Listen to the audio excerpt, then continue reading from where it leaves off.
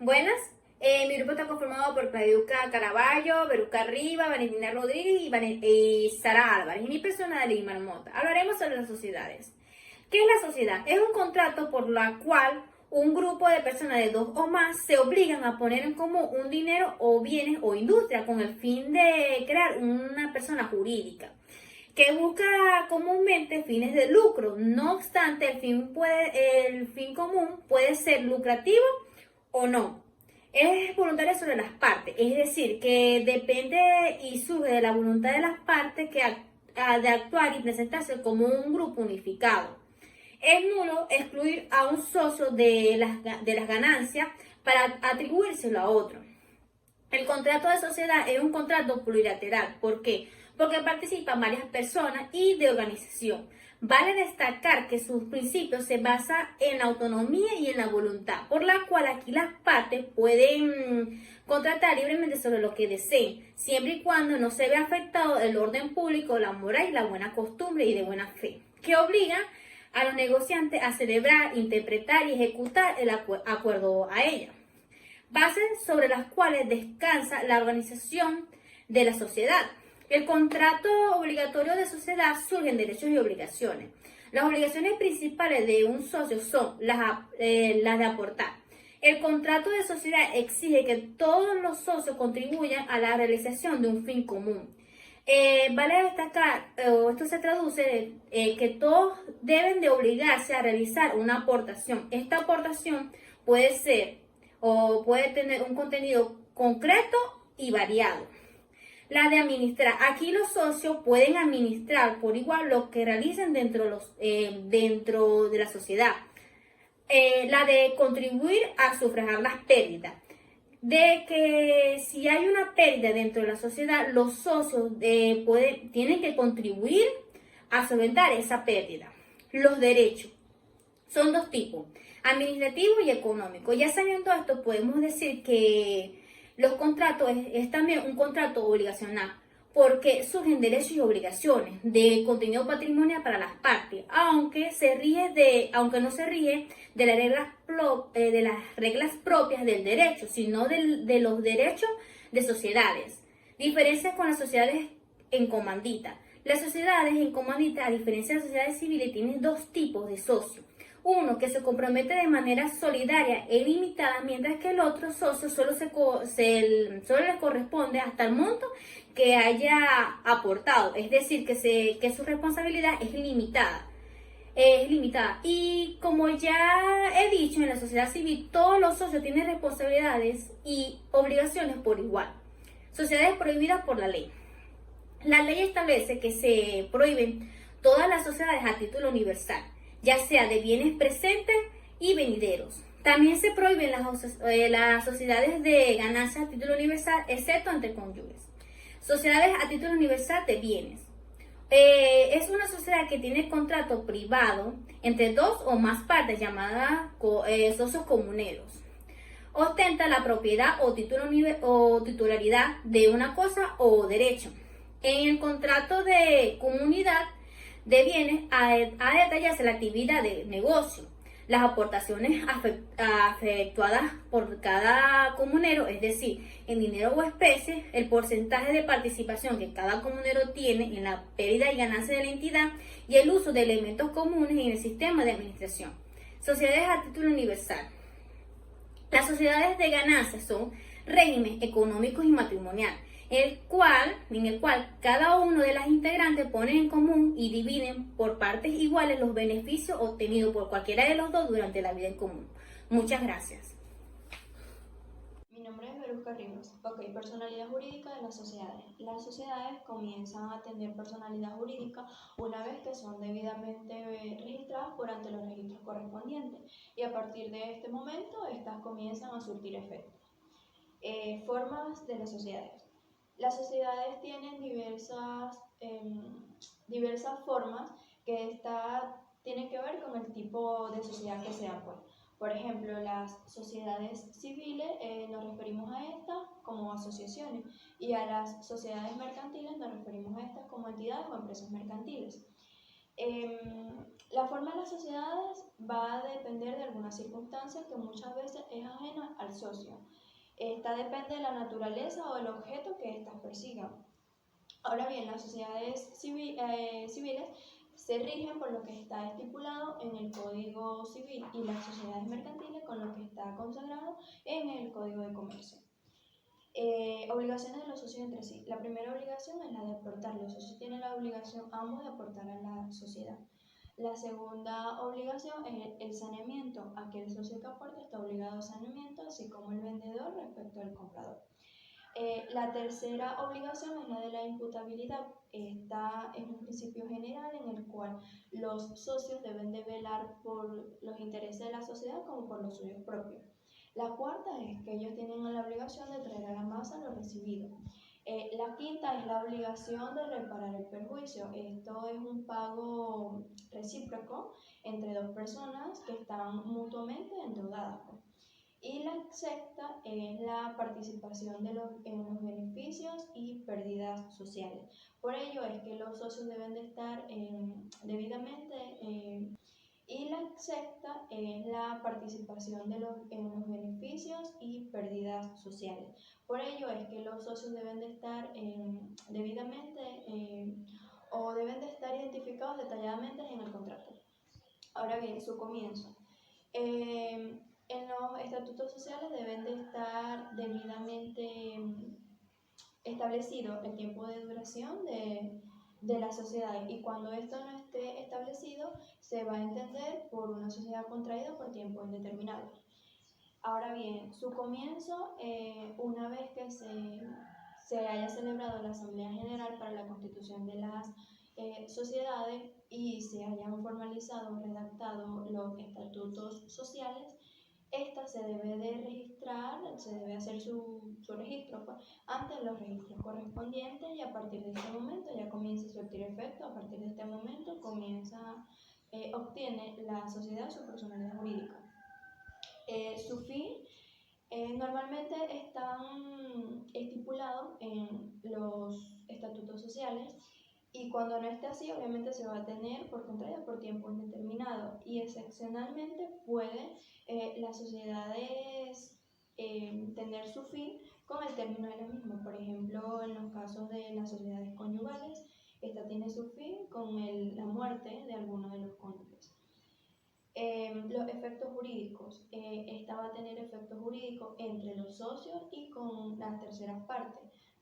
Contra las terceras partes, cuando el socio personalmente pacte con el tercero, o bien sea el administrador, en el marco jurídico de sus facultades. Gracias.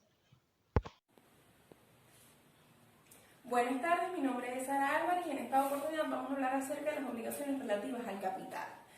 El aporte prometido. De acuerdo a lo que establece el Código Civil en el artículo 1654, los socios son deudores de aquellos cuanto han prometido en la sociedad. Es decir, que si un socio ha prometido realizar un pago o un aporte, bien sea material o en dinero, y no lo ha realizado, entonces el socio es deudor de realizar este aporte. No es necesario que todos los socios aporten la misma cantidad de dinero o aporten los mismos bienes. La desigualdad de aportes es relativa a la partición de pérdidas y ganancias de los socios. ¿Qué quiere decir esto? Que el que más aporta es el que más gana y el que más pierde, y el que menos aporta es el que menos gana y el que menos pierde. Sin embargo, en el contrato de sociedad puede pactarse lo contrario. Es decir, el Código Civil también establece que si las partes no han pactado convención contraria, entonces se entenderá que que las pérdidas y ganancias se repartirán por igual, a pesar de la desigualdad de aportes.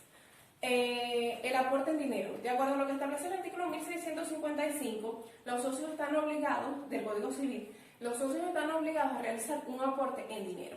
Y si estos no lo hicieran de manera oportuna, serán responsables por los daños y perjuicios que ocasione el pago tardío. El aporte de bienes. El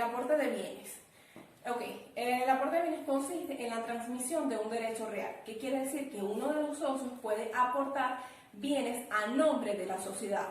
Un ejemplo de ello podría ser una sociedad de productos de limpieza y uno de los socios hace un aporte a nombre de la sociedad, o sea, que no estaría a nombre de los socios, sino a nombre de la sociedad, aportaría un vehículo para el transporte efectivo del personal que labora de los trabajadores, pues.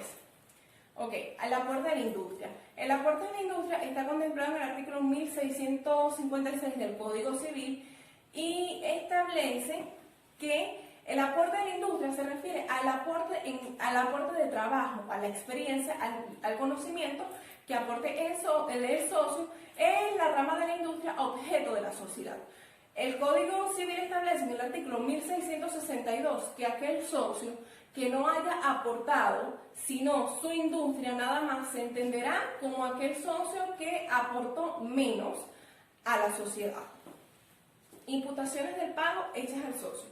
Esta está contemplada en el artículo 1657 del Código Civil y lo que establece es que si el socio es acreedor de una cuenta particular de una persona que también es deudora ante la sociedad y esta persona le pagase al socio por concepto de su cuenta particular, entonces de la deuda en particular que tiene con el socio, entonces el socio deberá imputar este pago ante la sociedad. Ok, pago al socio por parte de una obligación social. Está contemplada en el artículo 1652 del Código Civil y esto lo que establece es que si uno de los socios recibe un crédito social, ya sea parcialmente o total, de un deudor que luego se hace insolvente, entonces ese socio deberá declarar ante la sociedad el pago que ha recibido, aunque se trate de la porción que a él le toca como miembro de la sociedad. Responsabilidades por los daños a la sociedad. El artículo 1655 del Código Civil también establece en una parte que los socios son responsables por los daños y perjuicios que hayan ocasionado. Es decir, que de manera individual cada socio deberá responder por los daños y perjuicios que su conducta haya ocasionado ante la sociedad o ante terceros. Gracias. Buenas tardes, profesora. Mi nombre es Cledica Caraballo y les voy a hablar un poco sobre el riesgo por las cosas cuyo aporte consiste en el goce. El artículo 1660 del Código Civil venezolano establece que si las cosas cuyo solo goce han sido puestas en la sociedad consisten en cuerpos ciertos y determinados que no se consumen por el uso, quedan a riesgo del socio que sea su propietario. Si las cosas se consumen por el uso, si se deterioran guardándolas, si se han destinado a la venta o si se han puesto en sociedad con estimación constante de inventario, quedan a riesgo de la sociedad. Las obligaciones de aportar son obligaciones de hacer a las cuales los socios quedan obligados, valga la redundancia, contractualmente. En el caso de las obligaciones relativas a las pérdidas y ganancias, la distribución de ganancias y pérdidas se rige por aquello que hayan pactado los socios y supletoriamente con aquello dispuesto en el Código Civil. Si en el contrato de sociedad no queda establecida la parte de cada socio en las pérdidas y impuesta esta parte será proporcional al monto del aporte de cada uno. La parte de aquel que solo aportó su industria se regula como la parte del socio que ha aportado menos. Así está contemplado en el Código Civil en el artículo 1662. Y si estos conviene confiar a un tercero la designación de la parte de cada uno en las ganancias y pérdidas, solamente podrá impugnarse a la designación hecha, cuando evidentemente se haya faltado la equidad, y ni aun por esta causa podrá reclamar el socio que haya principado ejecutar la decisión del tercero o que no lo haya la impugnación en el término de 3 meses contado desde que le fue contada.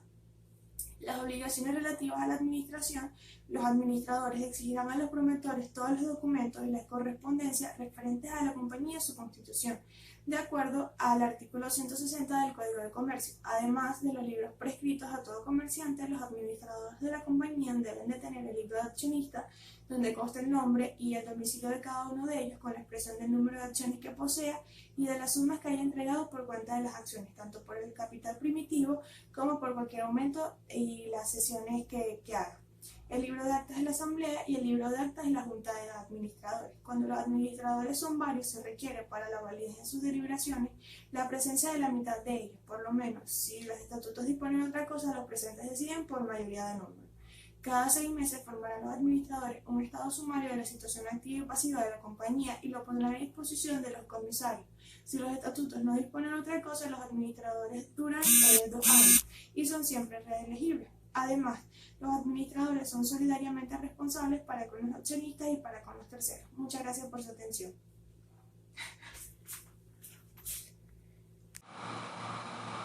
Buenas tardes, profesora. Mi nombre es Valentina Rodríguez y continuando con el ciclo de exposición me toca hablar acerca de las obligaciones de los socios para con los terceros. En el Código Civil establece en su artículo 1671 y 1672 lo siguiente. En el artículo 1671, en las sociedades que no sean de comercio, los socios no son responsables solidariamente de las deudas sociales y uno de los socios no puede obligar a los otros si estos no les han conferido poder para ello. Vemos en el artículo 1672, los socios son responsables para con el acreedor con quien han contratado, cada uno por una cantidad de partes iguales, aunque alguno de ellos tenga en la sociedad una parte menor, si el contrato ha restringido especialmente la obligación de éste a una última parte. En este aspecto se ratifica que con independencia del pacto que entre sí obliga a los asociados, son estos quienes contratan a los terceros, aun si declaran estar contratados en nombre de la sociedad que han formado, y por no existir pacto expreso, las obligaciones que asumen son solidarias y el tercero solo puede reclamar a los asociados por la parte que le corresponde. El Código Civil regula también las obligaciones y las responsabilidades de la sociedad civil para con terceros y lo hace para determinar 3 cuestiones. Cuando queda obligada la sociedad frente a aquellos, cuando exista responsabilidad de los socios en la sociedad civil y hasta donde se extiende. A. Cuando queda obligada la sociedad, porque una sociedad queda obligada con un tercero por los aspectos de sus socios que requiere lo siguiente. El socio tiene que haber obrado en función de su condición y por su cuenta a la sociedad. Además, debe tener el poder para obligar a la sociedad de acuerdo a lo que se hubiera previsto en un mandato expreso o tácito. Tiene que haber obrado dentro de los límites enmarcados en su poder o mandato. B. Cuando quedan obligados los socios. Cuando el paso de los años la jurisprudencia ha reconocido de forma generalizada que los socios responden de las deudas sociales en defecto de la sociedad. La responsabilidad de los socios en la sociedad civil se considera ilimitada. Y C. Extensión de la responsabilidad de los socios en la sociedad civil. Con respecto a las deudas u obligaciones que contraiga la sociedad, es importante recalcar que se responderá a estas con todos los bienes presentes y futuros de los que participan en ella, pero su responsabilidad en la sociedad civil no es solidaria sino mancomunada. Esto es que uno de ellos no ha de responder del total, sino de la parte que le corresponda en relación con su participación. Pasamos a la extinción, liquidación y partición. La extinción de la sociedad es un proceso del cual la disolución es el primer paso. La sociedad disuelta no está aún extinta, sino que el proceso de extinción se inicia con la disolución y la sociedad continúa en vida, dentro del tal proceso de extinción cuya próxima etapa es la liquidación, o en el caso de la fusión de transmisión, en bloque a la nueva sociedad o a la sociedad subsistente. Como hemos visto, la mayor parte de la doctrina acepta que la sociedad disuelta puede ser reactivada. No es sino hasta que culmina el proceso de extinción, luego de finalizar la partición, que se puede hablar que la sociedad está extinta. En el artículo 1673, la sociedad se extingue por, primero, la expiración de plazo por el cual se ha constituido, 2, por la consumación del negocio o la imposibilidad de realizarlo, 3, por la muerte de algunos socios, 4, por la interdicción, insolvencia o quiebra de uno de los socios, 5, por la voluntad expresa de uno o varios socios de no querer continuar la sociedad. La conclusión de la personería. En el artículo 1681, la personalidad de la sociedad subsistente para las necesidades de la liquidación hasta el fin de esta. En la conclusión de las facultades de los administradores, en el artículo 1682, establece con la disolución de la sociedad cesan los poderes de los administradores. Llegando el caso de proceder a la liquidación, esta se hará por todos los asociados o por un liquidador que ellos designarán por unanimidad. En caso de desacuerdo, el nombramiento será hecho por el juez a solicitud de cualquiera de los asociados. El liquidador En ambos casos no podrá ser removido sino por justos motivos. El proceso de partición en el artículo 1683, después de pagados los acreedores sociales, de separar la suma necesaria para el pago de las deudas no vencidas o litigiosas y después de haber reembolsado los gastos o anticipos que hubiera hecho cualquiera de los asociados en interés de la sociedad. El activo social será repartido entre todos los socios. Cada uno tomará una suma de igual valor de su aporte, a menos que éste haya consistido en su industria o en el uso o el goce de una cosa. Si aún quedare un excedente, este será repartido entre los asociados en proporción a la parte de cada uno de los beneficios. Y si el líquido partible es insuficiente para cubrir la totalidad de los aportes, la pérdida se repartirá entre los asociados en una proporción estipulada. Muchas gracias.